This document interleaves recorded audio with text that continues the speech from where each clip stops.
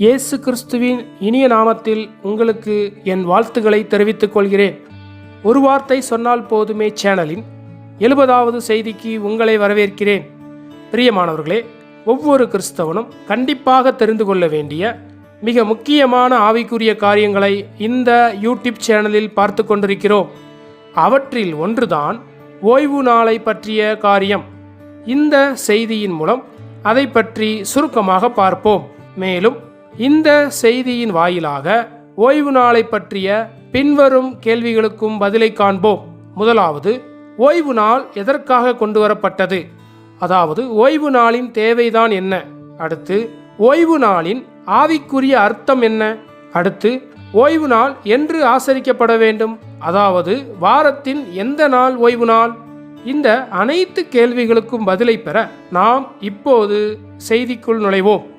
ஓய்வு நாள் என்ற வார்த்தையானது மூல மொழியாகிய எபிரேய மொழியில் சாபத் என்று சொல்லப்பட்டிருக்கிறது. தமிழில் இந்த சாபத் என்ற எபிரேய வார்த்தைக்கு ஓய்வு நாள் என்று மொழிபெயர்த்திருக்கிறார்கள். ஆங்கில வேதாகமத்திலோ சாபத் என்ற எபிரேய வார்த்தையை மொழிபெயர்க்காமல் அப்படியே பயன்படுத்தியிருக்கிறார்கள்.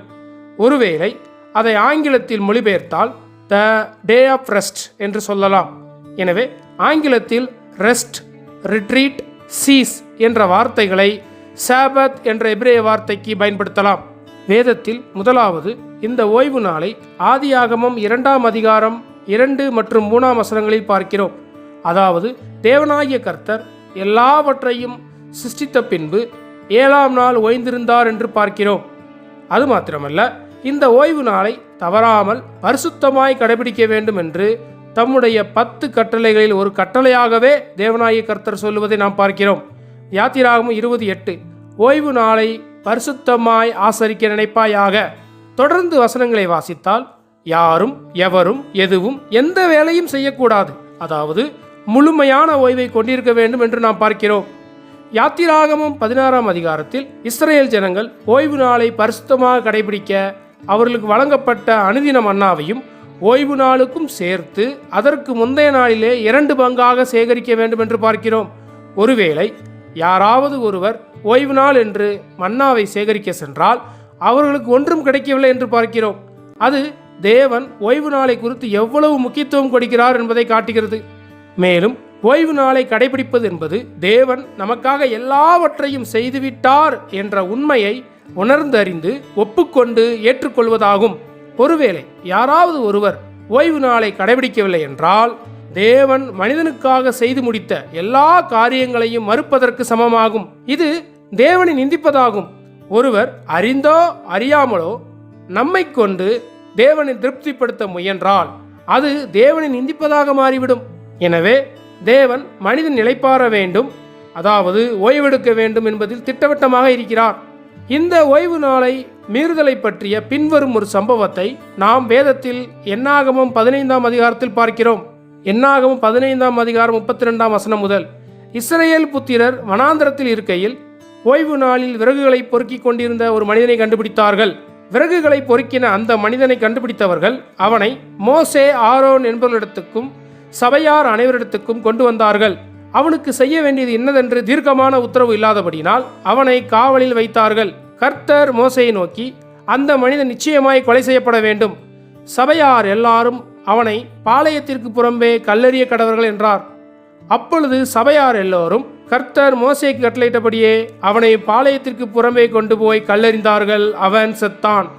நாம் ஒருவேளை நினைக்கலாம், ஓய்வு நாள் அன்று ஒரு பெரிய வேலையையோ அல்லது முக்கியமான வேலையையோ அந்த மனிதன் செய்யவில்லையே, வெறுமனே விறகுதானே சேகரித்தான், அது அவனை கல்லெறிந்து கொலை செய்யும் அளவிற்கு அப்படி என்ன மாபெரும் பாவமா என்று. தேவனுடைய நியமத்தின்படி ஓய்வு நாளை பரிசுத்தமாக கடைபிடிப்பது என்பது அந்த ஓய்வு நாளில் எந்த ஒரு வேலையும் செய்யக்கூடாது. அது எவ்வளவு சின்ன வேலையாக இருந்தாலும் சரி, தேவனை பொறுத்த மட்டில் சின்னதோ பெரியதோ தவறு தவறுதான், பாவம் பாவம்தான், குற்றம் குற்றம்தான், மீறுதல் மீறுதல்தான். ஆக ஓய்வு நாளில் ஏதேனும் ஒரு வேலையை செய்தால் அது தேவன் மனிதனுக்காக செய்து முடித்த காரியங்களை மறுப்பதாகும். அது தேவனுடைய நபரையே நிந்திப்பதாகும். ஒருவேளை பழைய ஏற்பாட்டு காலத்தில் வாழ்ந்த எந்த ஒரு நபராக இருந்தாலும் அவர் தேவனை, தேவனுடைய வேலைகளை மதித்து அங்கீகரிக்கிறார் என்பதின் அடையாளம் ஓய்வு நாளை முழுமையாக கடைபிடிப்பதில் தெரிந்துவிடும். அந்த நபர் வெறுமனே தேவனை மதிக்கிறேன் என்று வாயால் சொல்கிறாரா, அல்லது உண்மையிலேயே தேவனை மதிக்கிறாரா, மேலும் தேவன் செய்து முடித்த சகலத்தையும் ஏற்றுக்கொள்கிறாரா என்பது அவர் ஓய்வு நாளை கடைபிடிப்பதில் இருந்து கண்டுபிடித்து விடுவார்கள். அதையும் மீறி யாராவது ஒருவர் ஓய்வு நாளை கடைபிடிக்கவில்லை என்றால் அன்றே அவர்கள் பூமியிலிருந்து அகற்றப்படுவார்கள்.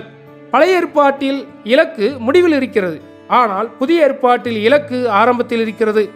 இதனுடைய அர்த்தம் என்னவென்றால், கிறிஸ்துவனுடைய விசுவாசிகள் இலக்கில் இருந்து ஆரம்பிக்கிறார்கள். அதாவது ஓய்வு நாள் என்பது தேவனுடைய வேலையின் முடிவின் இலக்காகும். அதற்காக தேவன் 6 நாளும் வேலை செய்து அவருடைய இலக்காகிய 7ஆம் நாளிலே ஓய்ந்திருந்தார் என்று பார்க்கிறோம். எனவே தேவன் வேலையின் முடிவில் ஓய்ந்திருந்தார், அதாவது அவருடைய இலக்கை அடைந்திருந்தார் என்று இது குறிக்கிறது. ஆனால் மனிதனை பொறுத்தவரை அந்த 7ஆம் நாள் என்பது மனிதனின் ஆரம்பமாகும். ஏனென்றால் மனிதன் 6ஆம் நாள் தேவனால் படைக்கப்பட்டு 7ஆம் நாளாகிய ஓய்வு நாளிற்குள் கொண்டு வரப்படுகிறான். எனவே தேவனை பொறுத்தமட்டில் 7ஆம் நாள் அவருடைய இலக்காகும். அதே சமயம் மனிதனை பொறுத்தமட்டில் 7ஆம் நாள் அவனுடைய ஆரம்பமாகும். இன்று ஓய்வு நாள் என்ற தேவனுடைய இலக்கானது நம்மை பொறுத்தமட்டில் நம்முடைய இலக்காக அது நம்முடைய ஆரம்பமாக இருக்கிறது என்பதை நினைவில் வைத்துக் கொள்ளுங்கள். பழைய ஏற்பாட்டின்படி ஓய்வு நாளை கடைபிடிப்பது என்பது ஒருவர் வேலை செய்வதை நிறுத்திவிட்டு தேவன் செய்து முடித்தவர்களை அனுபவித்து மகிழ வேண்டும். புதிய ஏற்பாட்டின்படி ஓய்வு நாளை கடைபிடிப்பது என்பது கிறிஸ்துவில் விசுவாசிப்பதாகும். அதாவது கிறிஸ்துவை ஜீவ அப்பமாக, ஜீவ தண்ணீராக, எல்லாமாக அனுபவமாக்க வேண்டும். தேவனுடைய பார்வையில் இதுதான் மெய்யான ஓய்வு நாளின் அனுபவமாகும். இன்று கிறிஸ்து யெகோவா இரட்சகராக, ராஜாவாக, இமானுவேலராக, ஒளியாக, ஆசாரியராக, சுகமாக்குபவராக, மன்னிப்பவராக, மணவாளனாக, மெய்ப்பராக, நண்பராக, ஞானமாக, ஆலயமாக, நிஜமான தாவீதாக, யோனாவாக, சாலமனாக, விதைப்பவராக, விதையாக, அப்பமாக, மேஜையிலிருந்து விழுந்த துணிக்கைகளாக ஜீவிக்கின்ற தேவனின் குமாரனாக, சபையின் தூணாக, சபையை கட்டுபவராக, ராஜ்யத்தை கொண்டு வருபவராக, இன்னும் இவ்வாறு சொல்லிக்கொண்டே போகும் அளவிற்கு கிறிஸ்து இன்று பல்வேறு அம்சங்களில் உணர்ந்து அறியப்படுகிறார். அவற்றில் ஒன்றுதான் கிறிஸ்து இன்று நிஜமான ஓய்வு நாளாகவே இருக்கிறார். எனவே அவரை துதிப்போமாக. அப்போஸ்தலனாகிய பவுல், ஒருவர் கடைபிடிக்கக்கூடிய மத சடங்குகளும் ஒழுங்குமுறைகளும் நிஜமல்ல, நிழல் என்றும் அவற்றின் பொருள் கிறிஸ்துவை பற்றியது என்று கூறுகின்ற பல காரியங்களில் ஓய்வு நாளும் ஒன்றாகும்.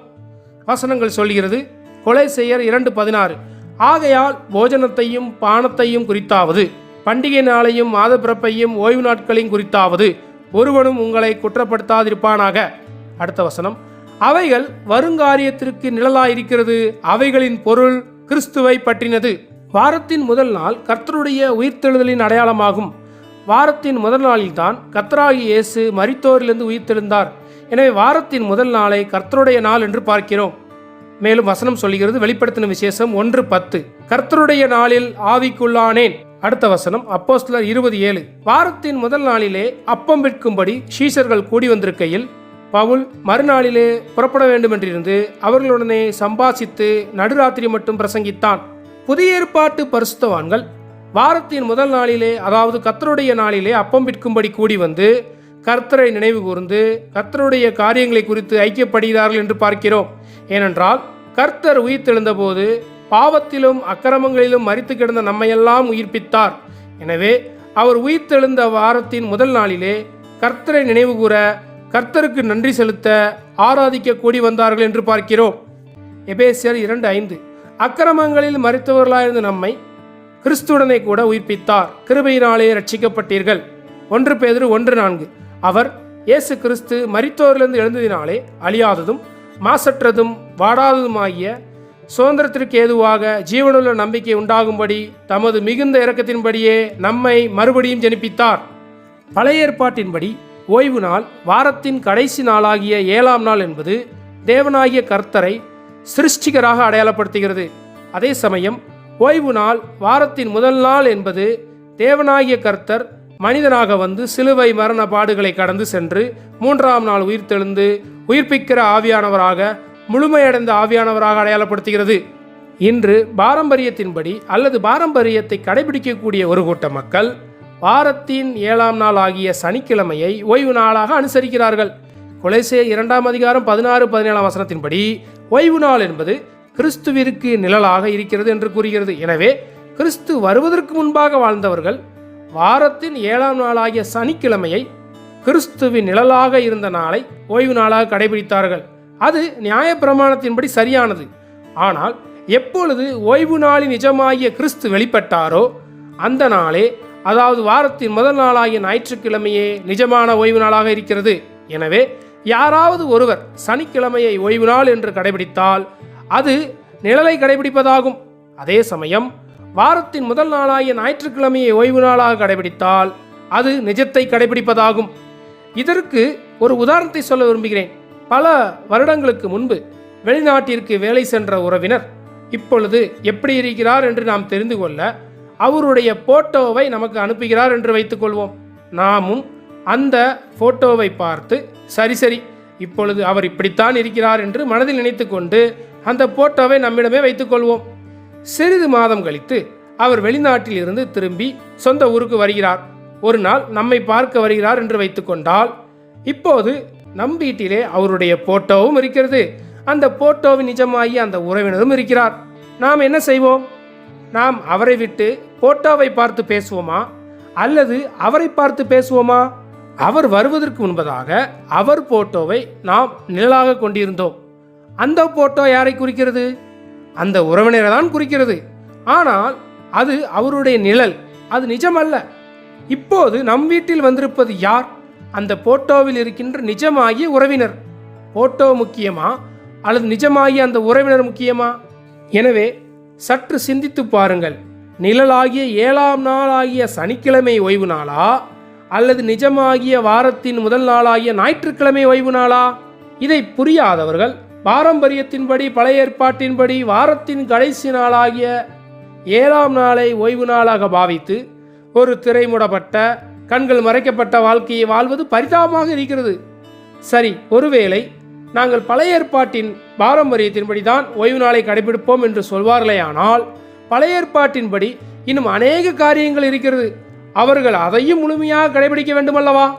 அதாவது ஒரு உதாரணத்திற்கு பழைய ஏற்பாட்டில் சொல்லப்பட்ட பலவிதமான பலிகளை அவர்கள் ஏறெடுக்க வேண்டும். குறிப்பாக குற்றங்களை பொறுத்து, பாவங்களை பொறுத்து, பறவைகளை, மிருகங்களை பாவ நிவாரண பலியாக, குற்ற நிவாரண பலியாக அவர்கள் பலியிட வேண்டுமல்லவா? ஏன் பழைய ஏற்பாட்டில் உள்ள பாரம்பரியத்தின்படி இருக்கின்ற ஆயிரம் காரியங்களை எல்லாம் பின்பற்றாமல் இந்த ஓய்வு நாளை மாத்திரம் பின்பற்றுகிறார்கள்?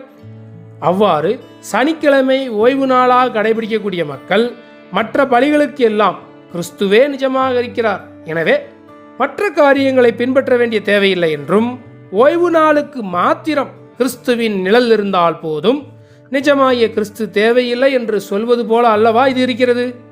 இது மிகவும் வேடிக்கையாக தோன்றவில்லையா? அதையும் மீறி ஒருவேளை சனிக்கிழமைதான் ஓய்வு நாள் என்று அதை பாரம்பரியத்தினால் கடைபிடிக்க விரும்பினால், அதாவது நியாயப்பிரமாணத்தின் ஒரு கட்டளையை பின்பற்ற விரும்பினால், மீதமுள்ள மற்ற கட்டளைகளையும் பின்பற்றியாகவே வேண்டும். அதாவது தாங்களே நியாயப்பிரமாணத்தை நிறைவேற்றுவதற்கு கடனாளிகளாக மாறுகிறார்கள். யாக்கோபு 2:10 எப்படியெனில், ஒருவன் நியாயப்பிரமாணம் முழுவதையும் கை கொண்டிருந்தும் ஒன்றிலே தவறினால் எல்லாவற்றிலும் குற்றவாளியாயிருப்பான். வேதம் சொல்லுகிறது, நியாயப்பிரமாணத்தில் ஏதோ ஒன்றை மாத்திரம் பின்பற்றி மற்றவைகளை விட்டுவிட்டால் அது நியாயப்பிரமாணத்தை மீறுவதாக பாவமாக கருதப்படும். எனவே ஒன்று முழு நியாயப்பிரமாணத்தை பின்பற்ற வேண்டும், அல்லது நியாயப்பிரமாணத்தின் நிறைவேற்றமாகிய கிறிஸ்துவை முழுமையான நிஜமாக எடுத்துக்கொள்ள வேண்டும்.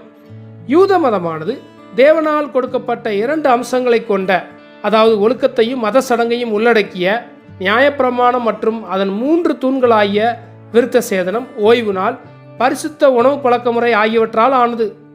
இந்த 3ம் வருகின்ற காரியங்களின் நிழலாகும். விருத்த சேதனம் சிலுவை மரணத்தை, அதாவது மாம்சத்தோடு இடைபடுவதை குறிக்கிறது. ஓய்வு நாள் கிறிஸ்துவே மெய்யான இளைப்பாறுதலாக ஓய்வாக இருக்கிறார் என்பதை குறிக்கிறது. எனவேதான் கர்த்தராகிய இயேசு பூமியில் ஊழியம் செய்யும் போது ஓய்வு நாள் என்று யூதர்களால் குறிக்கப்பட்ட 7ஆம் நாளில் மக்களை சுகமாக்கினார் என்று பார்க்கிறோம். அவர் நியாயப்பிரமாணத்தின்படி 7ஆம் நாளாகிய யூதர்களால் கடைபிடிக்கப்படும் ஓய்வு நாள் என்று தெரிந்தே அதை மீறி மக்களை சுகமாக்கினார். அதாவது நியாயப்பிரமாணத்தை முடிவு கொண்டு வந்து மனிதன் ஓய்வு நாளுக்காக உண்டாக்கப்படவில்லை, மாறாக ஓய்வு நாள் மனிதனுக்காக உண்டாக்கப்பட்டது என்று அனைத்தும் கிறிஸ்து வந்ததினால் இடமாற்றம் செய்யப்பட்டு அல்லது நிறைவேற்றப்பட்டு அவை எல்லாவற்றும் நிஜமாக கிறிஸ்துவே இருக்கிறார் என்பதை உறுதி செய்கிறார். இவ்வாறு கிறிஸ்து நியாயப்பிரமாணம், பாரம்பரியம், சடங்குகள் என்று அனைத்து விதமான பழைய ஏற்பாட்டு காரியங்களையும் யூத மதத்தையும் முடிவு கொண்டு வந்து விட்டார் என்பதை நாம் நினைவில் வைத்துக் கொள்ள வேண்டும். பிரியமானவர்களே, ஒரு விதத்தில் 6 நாள் வேலை செய்து 7ஆம் நாள் தேவன் ஓய்ந்திருந்தாலும், அதுபோல மனிதனும் 6 நாள் வேலை செய்து 7ஆம் நாள் ஓய்வு எடுப்பதும் சரியாக தான் தோன்றுகிறது. இப்பொழுது வேதாகமத்தின்படி மனிதன் வேலை செய்த பின்பு ஓய்வெடுக்க வேண்டுமா அல்லது ஓய்வு எடுத்த பின்பு வேலை செய்ய வேண்டுமா என்ற கேள்வி நமக்கு எழுகிறது. ஒருவேளை நாம் நினைக்கலாம், தேவன் 6 நாள் வேலை செய்து 7ஆம் நாள் ஓய்ந்திருந்தார், எனவே மனிதனாகிய நாமும் 6 நாள் வேலை செய்து 7ஆம் நாளாகிய சனிக்கிழமை ஓய்வெடுக்க வேண்டும், அதாவது சனிக்கிழமையை ஓய்வு நாளாக கடைபிடிக்க வேண்டும் என்று. அதே சமயம் வார்த்தையின் வெளிச்சத்தின்படி நாம் பார்ப்போமே என்றால், தேவன் முதலாவது வேலை செய்து இறுதியாக ஓய்வெடுக்கிறார். ஆனால் மனிதன் முதலில் ஓய்வெடுத்து அதற்கு பின்பு வேலை செய்ய வேண்டும் என்று பார்க்கிறோம்.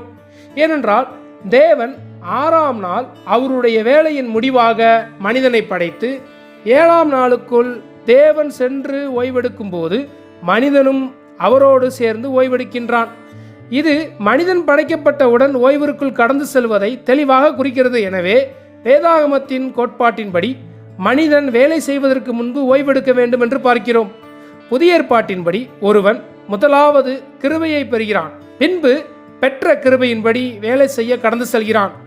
யாராவது ஒருவர் ஓய்வை முதலாவது பெறாமல் வேலை செய்ய முயற்சி செய்வார் என்று சொன்னால் அவர் பழைய ஏற்பாட்டின்படி நியாயப்பிரமாணத்தை கடைபிடிக்க வேண்டும் என்பதை குறிக்கிறது. அதே சமயம் கிருபையை பெற்று அதன் பலத்தினால் வேலை செய்வது, கிறிஸ்துவ வாழ்க்கை வாழ்வது என்பது கிருபையினால் ஒருவர் பெற்ற தேவனுடைய ரட்சிப்பின்படியானதாகும். இந்த பகுதியை மீண்டும் சொல்கிறேன். ஒருவர் ஓய்வை முதலாவது பெறாமல் வேலை செய்ய முயற்சி செய்வார் என்று சொன்னால் அவர் பழைய ஏற்பாட்டின் நியாயப்பிரமாணத்தை வாழ்வதை குறிக்கிறது.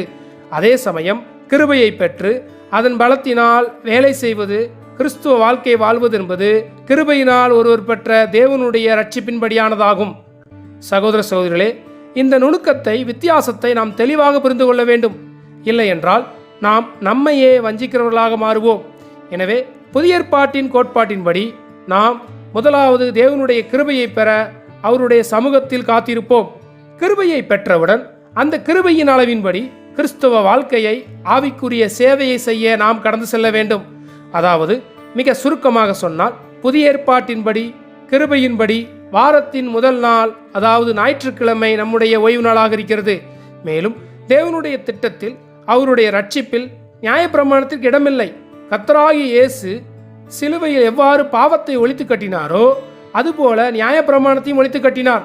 மேலும் அவரே நியாயப்பிரமாணத்தின் நிறைவேறுதலாக அவற்றை நிஜமாக மாறி தம்மையே தன்னால் தெரிந்து கொள்ளப்பட்ட மக்களுக்குள் கிருபையாக, பசுமையான ஜீவனாக அனுதினமும் பகிர்ந்தளித்து விசுவாசிகளின் கட்டமைப்பாக, ஆக்கக்கூறாக, நபராக, இறுதியாக அவர்களின் நிஜமான ஓய்வு நாளாக மாறுகிறார். பிரியமானவர்களே, சுருக்கமாக சொன்னால் வாரத்தின் 7ஆம் நாள் பழைய சிருஷ்டிப்பை அடையாளப்படுத்துகிறது. 8ஆம் நாள், அதாவது அடுத்த வாரத்தின் முதல் நாள், புதிய சிருஷ்டிப்பை அடையாளப்படுத்துகிறது. எனவே நாம் புதிய சிருஷ்டிப்பின் ஒரு பகுதியாக 8ஆம் நாளை, அதாவது வாரத்தின் முதல் நாளை, அதாவது இன்றைய நாட்காட்டியின்படி ஞாயிற்றுக்கிழமையை கர்த்தருடைய நாளாக, அவருடைய உயிர்த்தெழுதலின் நாளாக, கர்த்தரை நினைவுகூரும் நாளாக, இறுதியாக நம்முடைய ஓய்வு நாளாக நாம் ஆசரிக்க வேண்டும் என்பதை ஒருபோதும் மறந்துவிடக்கூடாது.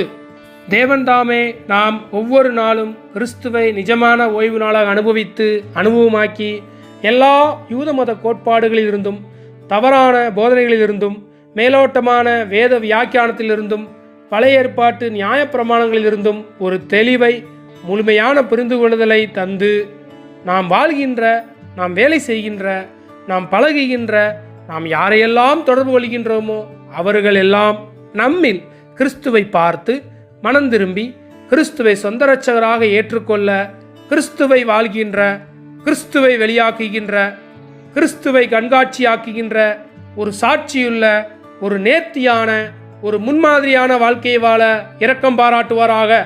எல்லா புகழும் துதியும் கனமும் திரியேக தேவனுக்கே. ஆமேன்.